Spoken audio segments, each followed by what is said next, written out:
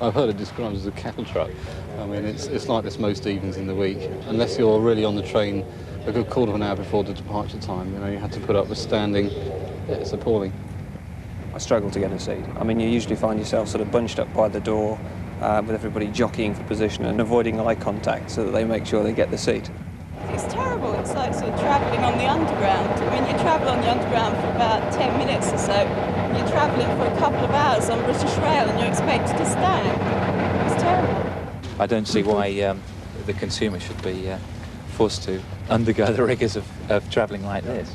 I mean, you can see how uncomfortable it is now, and if somebody wants to go to the toilet, everybody else has to move out of the way. Well, you're paying £27 to go to Cardiff and you don't even get a seat. I think it's ridiculous. And we had a typical example last week where it was so crowded they couldn't actually let the train out of Paddington. It was so crowded, and they were telling people to get off the train. It was absolutely ridiculous. This is something British Rail says doesn't happen. It's a traffic jam on the railway. There used to be an advert for Intercity which said, "Let the train take the strain." You can see why they dropped that one.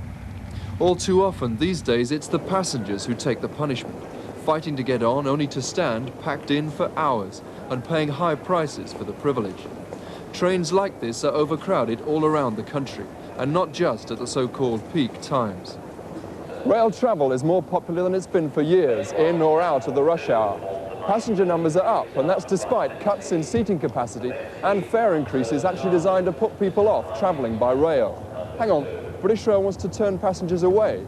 Yes, because the government is halving its subsidy from the taxpayer.